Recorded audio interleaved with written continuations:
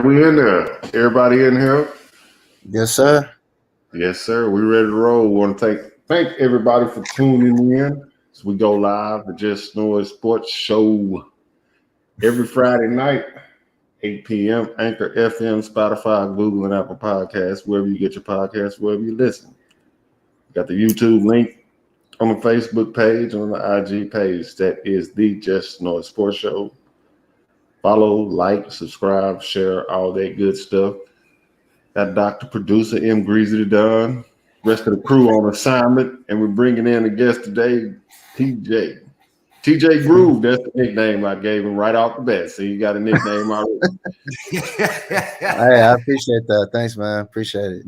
Yes, sir. No problem. TJ Groove. And we in this thing today, and a little conversation came up. We were just talking about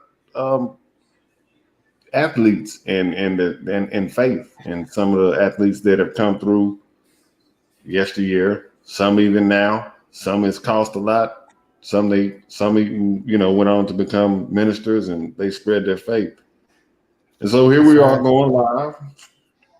I'm gonna kick this conversation off. One that sticks out to my mind, I mean, there's no surprise, no secret, no shock. The Minister of Defense, Brother Reggie White.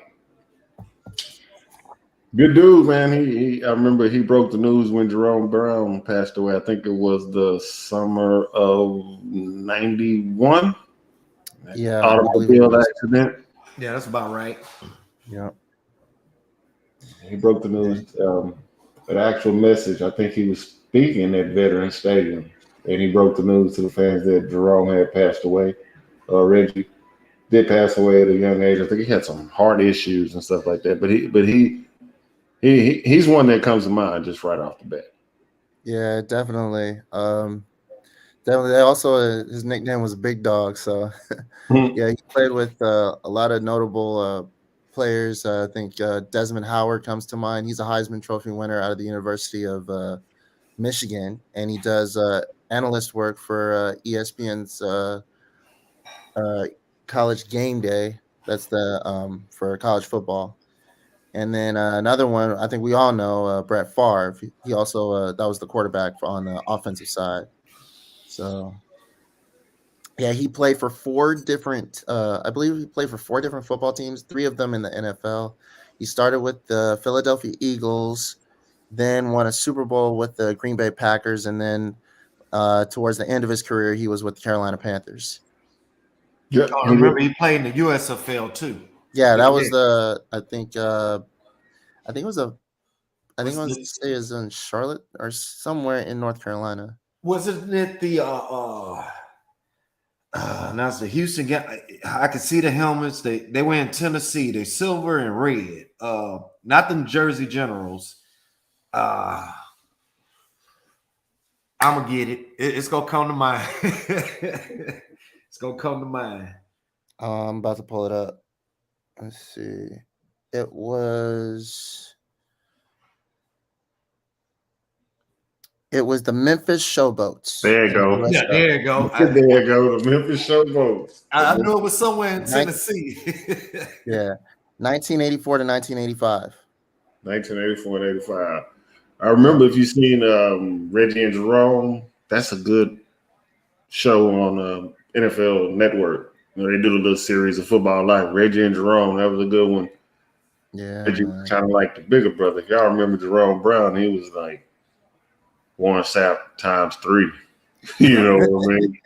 He was a tough one out of University, out of Miami, and he had a little wild side to him. You know, he kind of was growing into his own, becoming more mature, and I think Reggie had a big impact on his development and just maturing and being ready to be the consummate pro and just to step up and be that leader in the locker room as well. Fortunately, like we said, he lost his life in an automobile accident, and I think it's somewhere South Florida somewhere. Yeah, he had a fascination with fast cars, like building race cars. Well, you know, that's on that One Football Life story you're talking about with him and Reggie White. That's where I got that from. But that was a great Eagle D line with those two, Big Clyde Simmons, Mike Golick, Mike and Mike, ESPN. I want my money. Yeah. That's it. Yeah. With Reggie White, he was a 13-time Pro Bowler, and not only that, he was a 5-time second-team All-Pro. Talking about Reggie White, 2-time NFL sack leader from 87 to 88. Of course, we mentioned Super Bowl champion Green Bay Packers, 2-time NFL Defensive Player of the Year in 87, and then once again in 1998.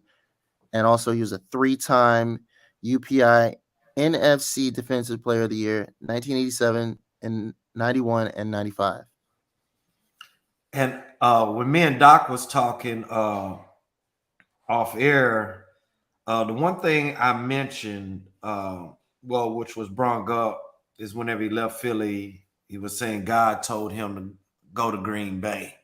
And I kind of like jokingly laughed at it. I was like, well, was it the money but Reggie, of course it was the money, but Reggie was still in search for that Super Bowl title. And That's right. And he got it. Yeah. He got it. How long did it take him? About 2-3 seasons, maybe? Well, 3, 4, something like that. 96. It was after 92. Yeah, it was after 92. He went to Green Bay, played 5 seasons with them, and I believe it was 97, 98 that they won the Super Bowl. 96. 96 season. Mm-hmm. Yeah, that's it. They should have won it in 97, but they just had to give Elway one. So yeah, he's tough, man. Yeah. Talking about Elway, he was one of those tough guys. Definitely, like it looked like he could match up easy with Brett Favre. Because both those guys, they have a lot of grit, a lot of toughness. Those are some good quarterbacks right there. And is it just me? But wherever Reggie went, like we was talking about the Eagles, him and Jerome. Even when he went to that Green Bay Packer team, he made that D line better. Oh yeah, absolutely. Big Gilbert Brown and I forgot the rest of the fellas on that rotated in and out on that D line, but it seemed like he just made the D line better. I mean, it's just unbelievable. Yeah, definitely. And then and also like the Pro Bowl selections speak for themselves too, because it's like it's also like how he was able to command, and delegate, in the defense, who's doing what and what play was being run, whether it was going to be a cover 2 or they were doing a play action play or anything like that. I mean, that was Reggie White. He could snuff it out. Now, when he went to Carolina, was he able to catch Julius Peppers? Spend a little time. Oh no, he just missed him. He just missed him. I think he just missed Julius Peppers coming out of North Carolina. Yeah, but that's a good point. Everywhere he went, it seems like the defensive line elevated around him, and I think that's a testament to not only him as a football player, but just as a leader and as a man. And he's a man that was strongly grounded in his faith. Yeah. One that caught me by surprise on the list, I think I kind of heard of it, was Phillip Rivers. Yeah, Phillip Rivers. Research. Phillip Rivers. Yep. Yeah, I had a bit of a list myself, and I kind of was like trying to I didn't want to make it too long, but I wanted to make sure I hit all the right people. But yeah, Phillip Rivers, definitely, he's one of those guys that's grounded in faith for sure. Of course, he's played with, I believe, New Orleans. He played New Orleans like maybe 1 or 2 seasons, and then he went to San Diego. He got a starting job in San Diego. I don't think he's ever been to the Super Bowl, but he definitely his play and it just was very, very much effective. Right. Yeah. Absolutely. Very effective. Him and his wife, before they tied the knot, they the charity going. The vows. They did not, didn't have sex until marriage, and That's now they right. have 6 kids. He ended up in Indianapolis. He came right when Jonathan Taylor and Quentin Nelson and the offensive line, and they got DeForest Buckner on San Francisco. I think he played that 1 year, and then after that, he rode on into the sunset. He had made all the money he could. He was an extension of the modern day Dan Coryell offense. Remember with Fouts and Winslow and Jefferson and who else? Lofton, those boys. So it was an extension of that where we saw him put up just huge numbers with Tomlinson and Gates and things like that. He was definitely a leader in the locker room. Definitely a feisty, fiery competitor. Gotta love it. Gotta love it. Who else you got on your list? Let's see. Well, me loving baseball and everything. Another guy that was on my list. There's actually a couple of them that were in baseball, but now that I'm in Texas, I gotta mention this guy. You can't really talk about the Texas Rangers without mentioning Josh Hamilton. I knew you was gonna say that. Yeah, Josh Hamilton. He was a 2010 American League MVP with the Texas Rangers. Before leading up to his call up in 2007, he was a sought after prospect. Was drafted by the Tampa Bay Rays in 2000. I believe it was 2005. That's correct. Yeah, he had a bout though with drugs and alcohol before getting called up, but he has been clean since 2005. So he's been on the straight and narrow. He played most of his career with the Texas Rangers, went to the World Series with the Texas Rangers. He competed in the Home Run Derby in 2008. Started his career ultimately with the Cincinnati Reds. Had a good year in 2007. He had 19 home runs. But he put up some big numbers, especially in 2012. He put up 43 home runs, which is a career high for him. He finished second amongst the home run hitters in that year. So, yeah, because there's a lot of heavy hitters, that were in that year, 2012. Names that come to mind, Jose Bautista, I believe, is one of them. And then for the Oakland A's, Yoenis Cespedes. He was a Cuban player for the Oakland A's. That's correct. Yeah, so definitely Josh Hamilton. Right now he's currently, he was released in 2017, ultimately because of injury. He had something going on with his knee. He had a lot of knee inflammation going on. But yeah, as far as we know, Josh Hamilton's on the up and up, and I think it would do a lot of good if we, continue to pray for him that he stays on the up and up.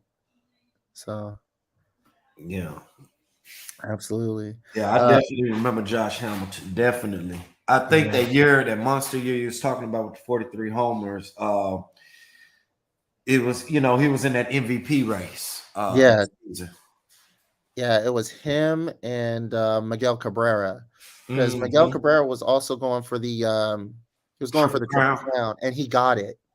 He got the Triple Crown. He was also the first Detroit Tiger, I believe, since Ty Cobb to contend for the Triple Crown. And that was a long time ago, because Cobb played in the 20s. Yeah, that's it. Yeah, man, I'm telling you, dude was a heavy hitter, like Miguel Cabrera, and I like Miguel Cabrera. I remember when he was with the Marlins and he won a World Series with them, and he was, man, that boy was dangerous. You want to talk about a dangerous hitter? We're talking about Miggy is still in the league. Oh, actually, I think he might be on his way out. Well, yeah, he's on his last leg. This might have been his last season, but yeah. I mean, and he's got a good year already. He's already got a ring. He's already he's one of a handful of players to hit, I believe, 500 career homers and 3,000 hits lifetime. So yeah, this dude, he's something else, man. He's one of my favorites. And especially when the A's faced him. Yeah, he put a hurting on the A's for sure. Yeah. Yeah. And speaking What of you the got A's, on there for the baseball? for baseball, and speaking of the Oakland A's, this guy definitely was grounded in faith. He actually played on the Moneyball team, Oakland A's. Talking about Chad Bradford. Bradford. I don't remember him. I don't remember. Yeah, Chad Bradford. He was a submarine sidearm right-hander for the Oakland A's. He was drafted by Oakland. That was when they had their fire sale towards like the late 90s. I want to say 98, 99. They gave up McGuire. They shipped off Canseco. Ricky Henderson, he was gone too. It was like most of that 89 team they pretty much dismantled.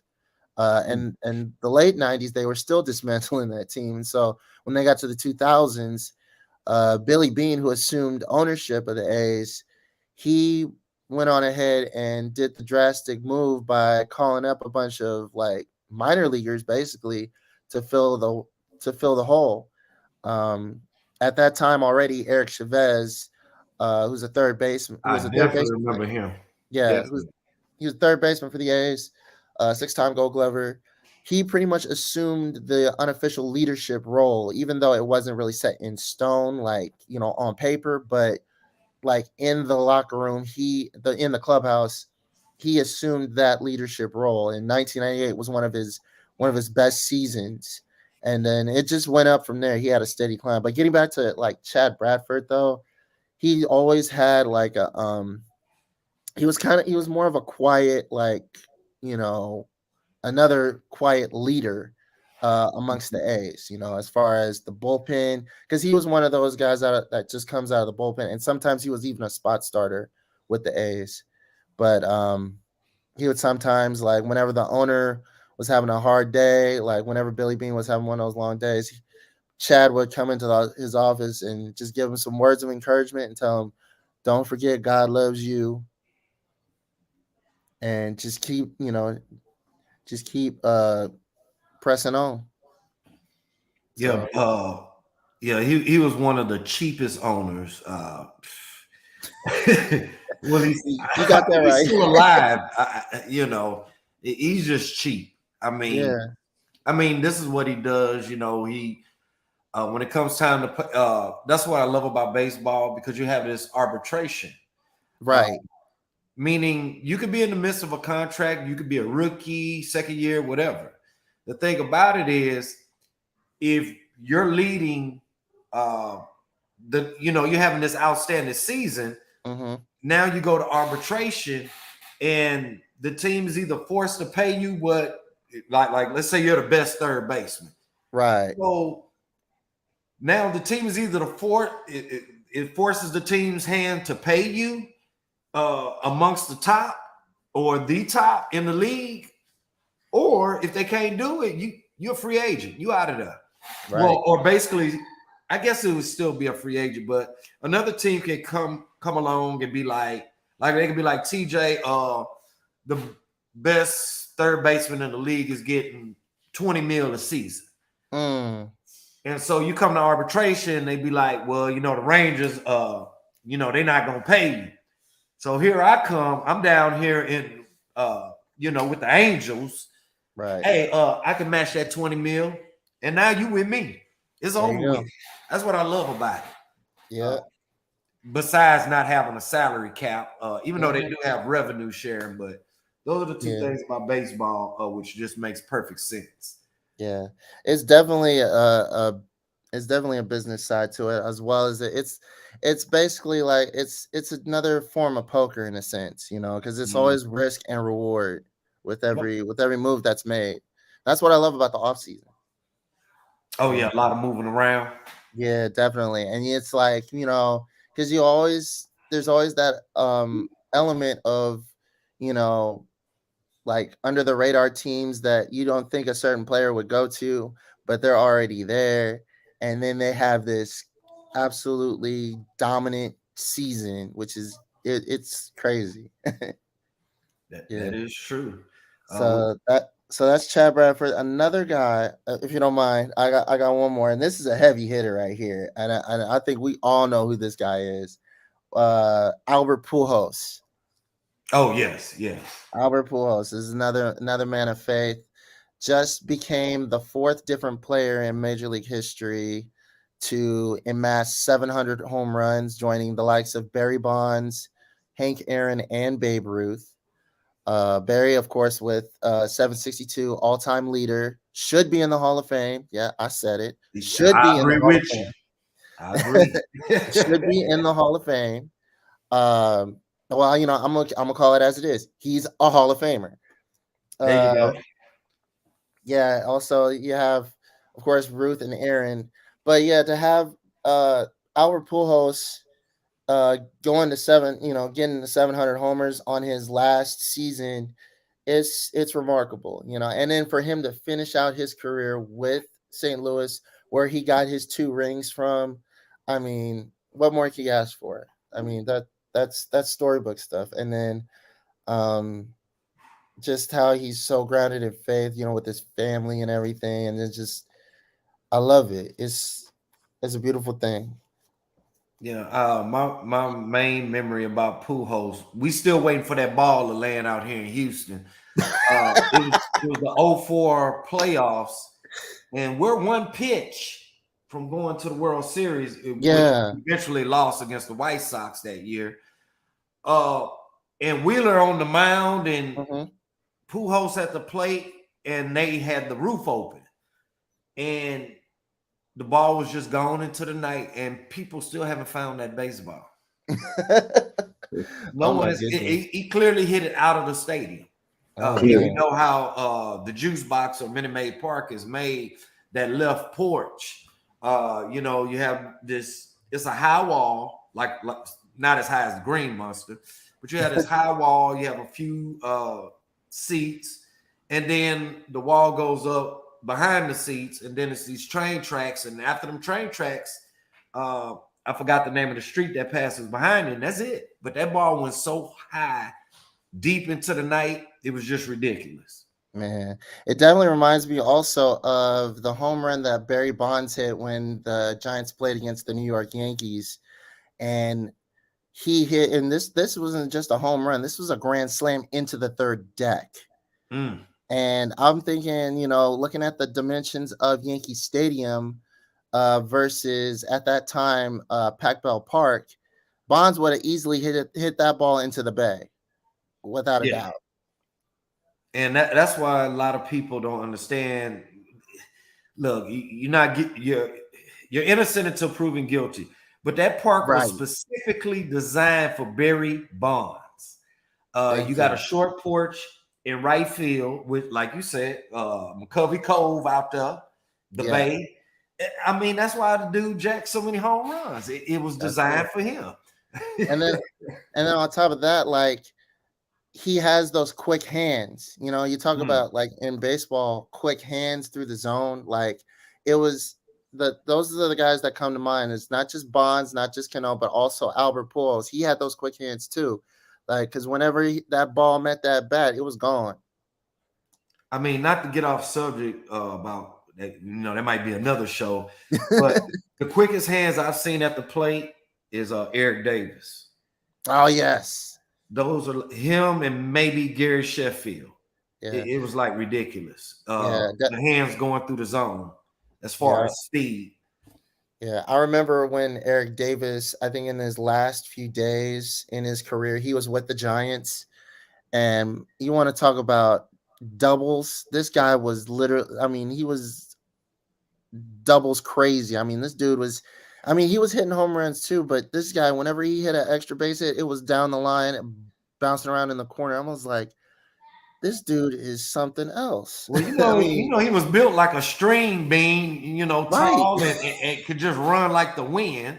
So that was obvious. And I loved it. It was great. Me and my grandmother, we've been watching baseball for years, and seeing Eric Davis, it's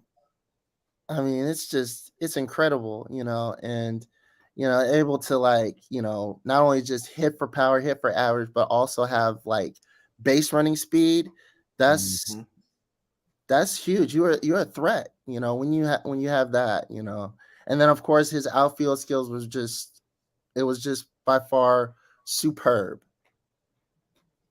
Oh yeah, no doubt. I watch Eric like take home runs away, even the full extension catches in the outfield. I mean, Eric was Yeah, no joke.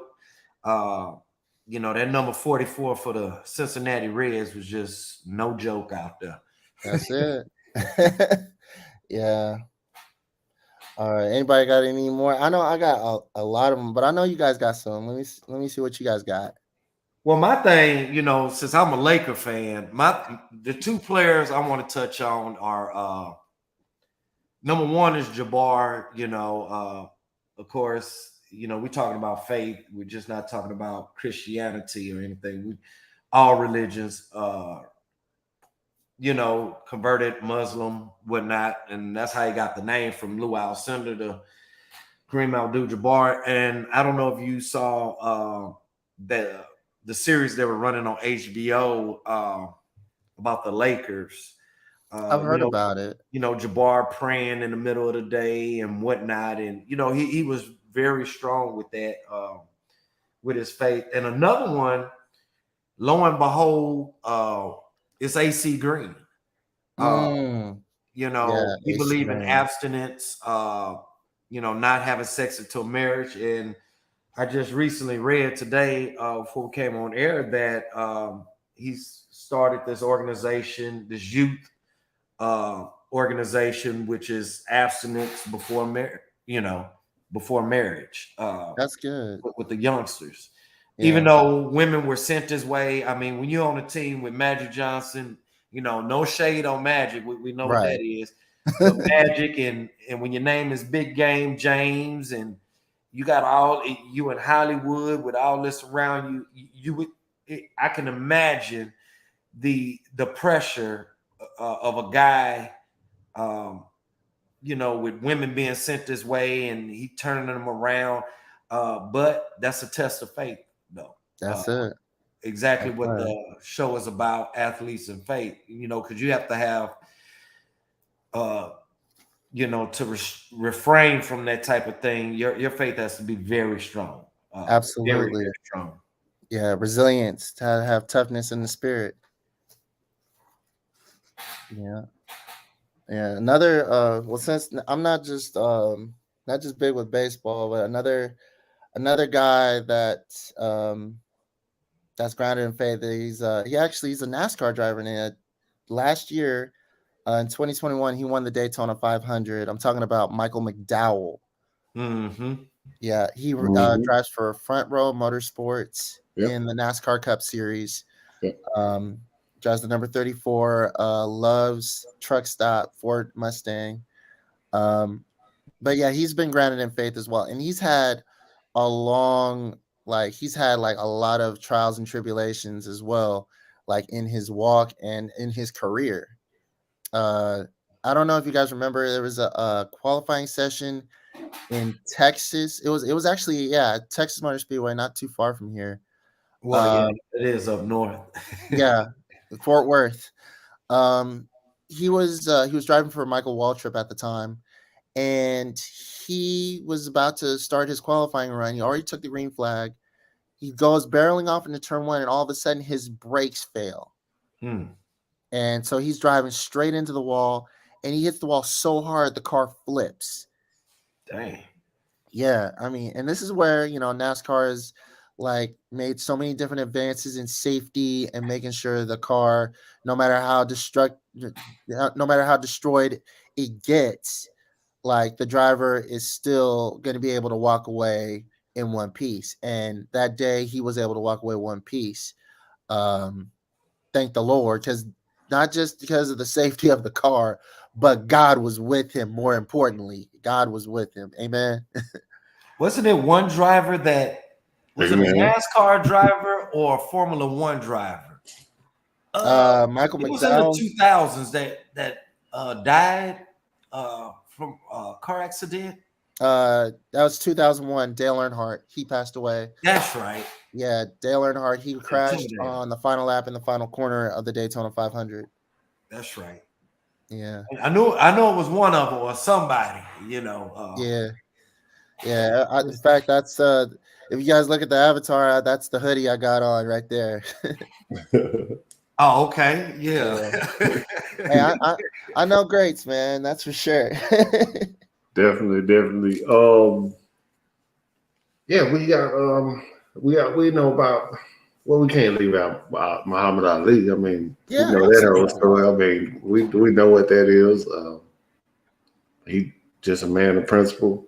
You know, he believed what he believed, and you know, it cost him a lot. He got that all back, but just to be able to stand for what he stood for, especially in those times, not that it's gotten any better as it was supposed to be.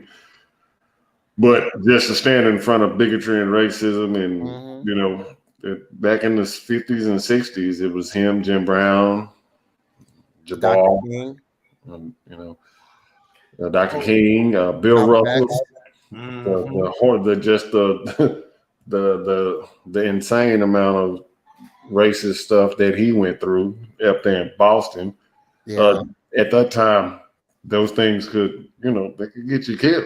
You know, you can you could end up in somebody's, you know, tree in Tennessee. Like seriously, no shade, no slugs. You know, like that's right. But just for those, just to be grounded in your faith and show that resolve and that courage and be the groundbreakers to speak on those things. And they stripped him of everything. They stripped him of everything and tried to, you know, what they call buck breaking. They tried to break him. Yeah. But you say, remember the reason why he said he didn't want to go to Vietnam. Correct. You know, is his, you know, a man of faith. He said, you know, he didn't have no reason to kill those people, you know, the Vietnamese or whatnot. That's right. And he caught so much backlash behind it. Like Doc would say, you know, stripped him of the title and or like he would say, buck breaking. That's you know, we're gonna make an example out of you, boy. That's it. Yeah, man. That's definitely what they were trying to do. He gained that back and he became beloved. He became a symbol. Yeah. I still believe, even in this passing, that Muhammad Ali is the most recognizable face in sports. Absolutely. It's out of him and Jordan, but I still would say Muhammad Ali, he gained that. And a lot of that was, I mean, he had charisma and he played for the camera. He knew how to play that camera. You know, Deion Sanders and those, you know, the Chad Johnson and, you know, some of the players we see today. I mean, that's where that started. You know, he was a showman. You know what I mean? There were other great boxers, Sugar Ray Robinson, things like that before him, Jack Johnson, early 1898, early 1900s. But Muhammad Ali was the first showman. Like he realized that playing to the camera equaled big bucks. And you know, shout out to Howard Cosell. Like called him up, got that interview, and we gotta get this man back in the ring. And like I said, at the end of the day, he became endeared. He became kind of like a symbol of just standing and having to resolve on what you believe in. You know, it's kind of like that Nelson Mandela cloth. So that's right. Big props to him. Another one that kind of goes under the radar, I think, is Craig Hodges, sharpshooter for the Bulls. 91, 92, somewhere off in there. I think the first year he went to see who was in the office at that time. It was Bush Sr. Yeah. He went to see Bush Sr. the first time. And then the second time he went back, and because the Bulls had a three-peat, and I think the second time he went back, he was like, okay, yeah, we're back again, and I know you're going to get this whole dog and pony speech, but what are you going to do for black people and the issues that black people face in this country?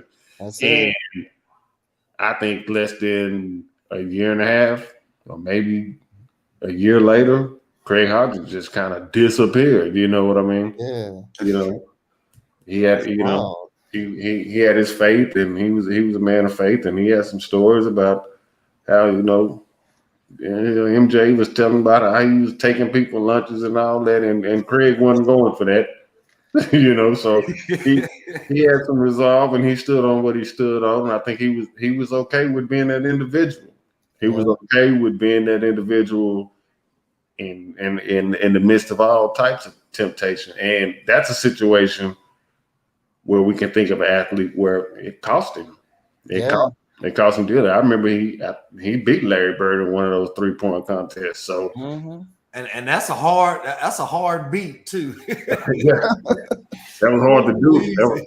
That was hard to do at that time. Definitely one of the great shooters in NBA history. And he stood on what he stood on, and he had some issues that he wanted to speak up for his people. And he brought him to the president of the United States. And I think like in '93, either he was off the team or by that time he had enough, and he was like, I ain't going back, and kind of like he kind of disappeared. I guess they made him disappear, so to speak.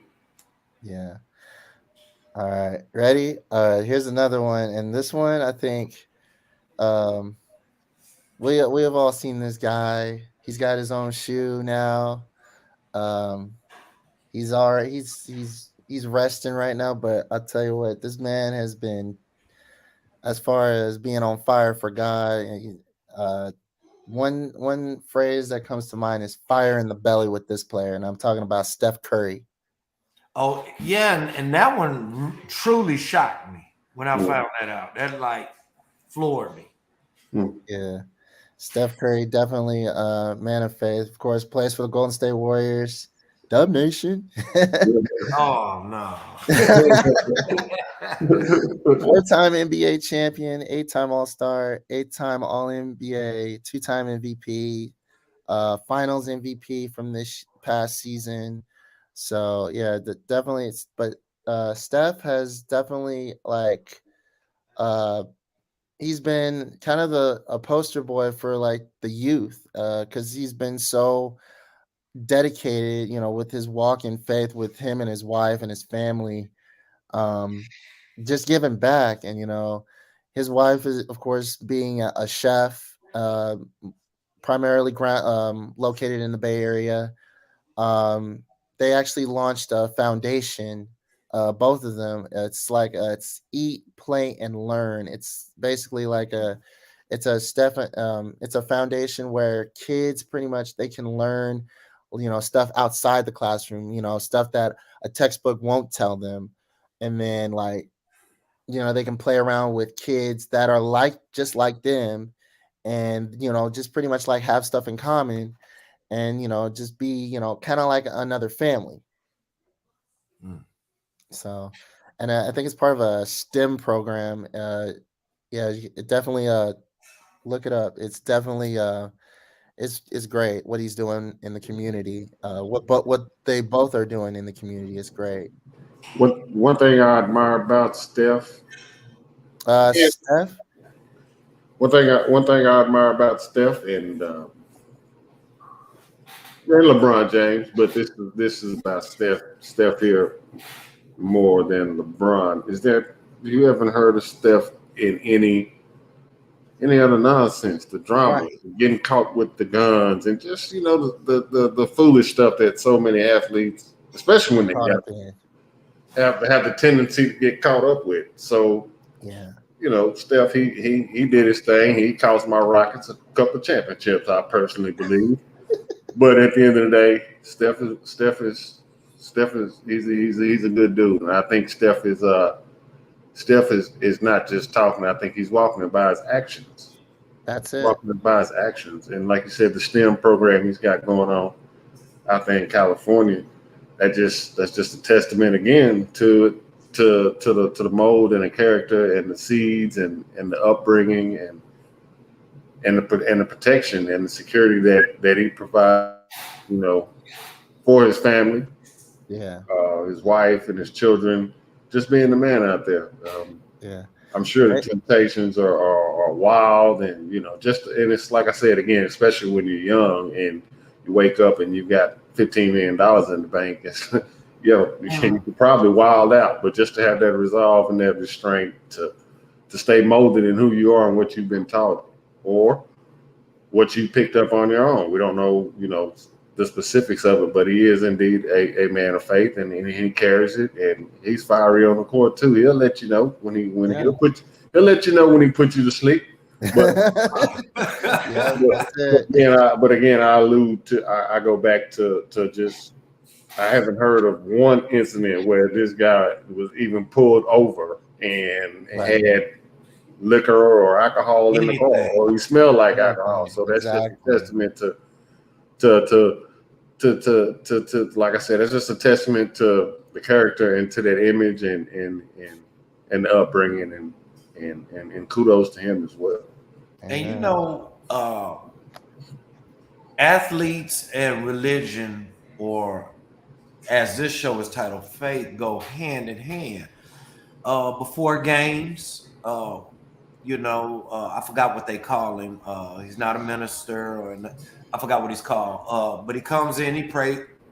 We take a knee. You pray with the team, and especially in the NFL, you have a lot of players, that are grounded by faith. And after the game, you'll see them. Yeah. If you pay attention at the end of the game, you'll see about 10, 15 of them take that knee, put the head down, and somebody gonna lead us in prayer. That's it. Yeah. So I think it goes hand in hand, and I think some of the athletes, like the Steph Currys and a lot of those that we mentioned, get it. And like Doc was saying, you give a young man $15 million, and you just go buck wild. But right. To stay grounded, players that aren't like I hate to say this as a Raider fan, like the Henry Ruggs. You got a young lady, it's late at night, and you got drugs, you're intoxicated, you got guns. Son, I mean, they're giving. I mean, the word is free. That's it. The word is free.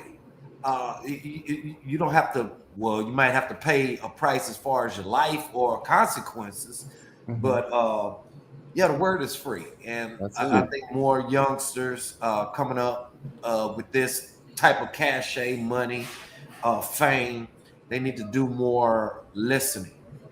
And try to become one. Because there are a lot of obstacles and hurdles, or let me just say traps out there for them. Traps out there. Too many traps. Yes, that's it. And speaking of that, just the young ones coming in to take heed to some of the older players. Big shout out to Tony Dungy. Yes. Yes. Big you hear what Warren Sapp said, Doc? It was three things.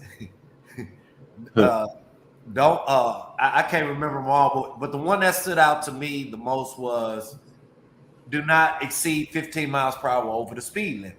That's it. That's the main one, because it's like, all right, now we got probable cause. Now let's see what else is going on with you. Right. And Tony Dungy, he's got the Tony Dungy Foundation. He tragically lost his son. He won the Super Bowl, and just, man, I can go on and on about some of the things Tony Dungy has accomplished in there, not even on the football, not even X's and O's. He was a former Steeler, so he's got some Super Bowl rings with the Steel Curtain. I think he was drafted by the Steelers, and just to see him work his way up through the coaching ranks, get that Super Bowl victory, that's a whole different story. But just to see his work, the foundations, and for a while there, he was the face. He spoke to every single NFL player that got drafted, and they came and they said in his form. And he gave them the game. Like, look, this is what's out there. The day you get drafted, your first road game, there's gonna be XXX in your room, and you're gonna wonder how they got there. You see what I'm saying? And he's tremendously grounded in his faith, and he walked it, and he's been blessed, and he's putting it back. It's one thing to be blessed; it's another thing to be blessed and to put it back out to where others can receive it. Can receive it, and it's like you said, at some point, it's up to to the younger players and the younger generations to soak up just the wisdom. That's why I do more listening and watching than talking. And I think you also have to be, whenever you bless, you have to be humble. That's right. About, and I'm not just talking about monetary things. Like a lot of people that know me on Facebook or just in general, like one in particular post I made about it was a Rick Ross song, Rich Forever. They think I'm talking about money. Until my cousin commented, I said, and she spoke on family, and I said, that's exactly what I'm talking about. There's other ways to be blessed. It's not always monetary things. It's a family. It's friends. All these things.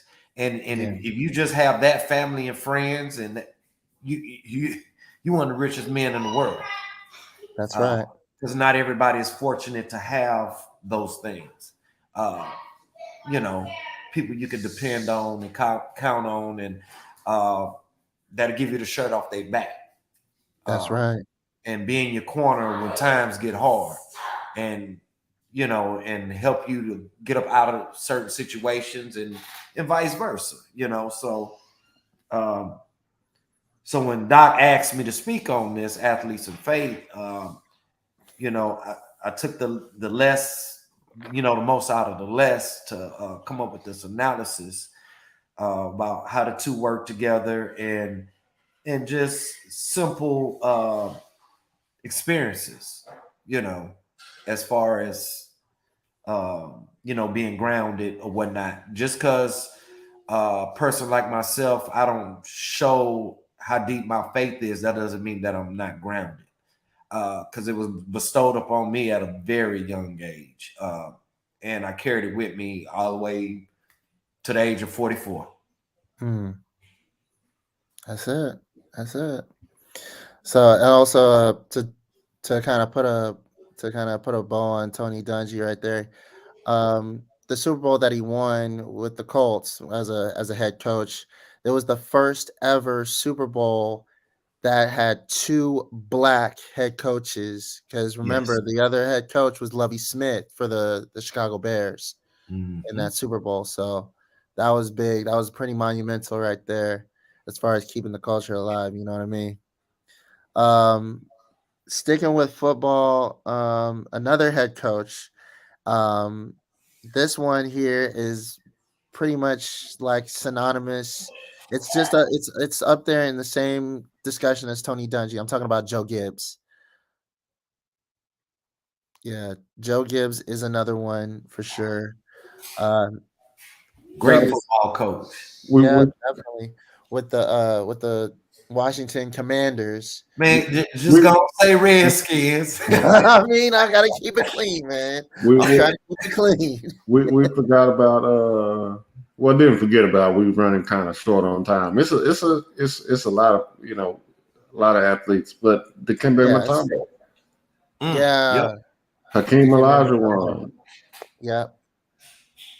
We didn't even get a chance to touch Louis Alcindor, aka Kareem Abdul-Jabbar. Yes. Yeah, man. It's just then Tebow Mania took the nation by storm, and the sharpshooter, Steph Curry before Steph Curry, Chris Jackson. That's it. Yep. Mahmoud Abdul Rauf cost him. He had Tourette.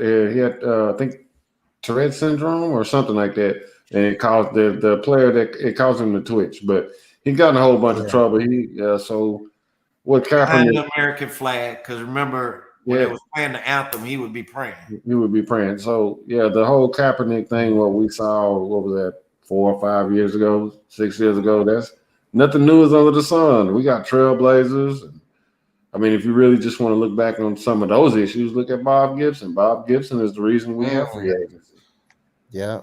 He's the whole reason why we have free agency. And that it not only affected baseball, but it transcended our sports, because basically back then they bought you and they kept you. You're like, hold on, that ain't right. You know what I'm saying? I don't want to stay here and lose forever. So we ended up going to court. Long story short, he's a trailblazer for that. He was also a man of faith, Southern Baptist, if I believe. Southern Baptist, I believe. But there's so many stories, and we just want to tie that in for a little special edition. And like I said, we're running short on time on this one, but it's been definitely a good conversation. TJ, we're going to definitely have to have you back. I love the interaction with baseball. I was just listening at that point with you and them Greasy the Dumb. Yeah. My right hand, man. We got this thing started. We're going into year 2. We got this thing started, so we're looking forward to putting out more work, and we appreciate you, the listeners, and the viewers, and the sharers, and all that good stuff, and all the love for tapping in with us on this Wednesday night little special edition. Athletes in Faith. This is the Just North Sports Show. Don't forget, check us out every Friday night, sometimes on Wednesday night. That's 8 p.m. Anchor FM, Spotify, Google, and Apple Podcasts, wherever you get your podcasts. Until next time, y'all be easy. Peace out, y'all.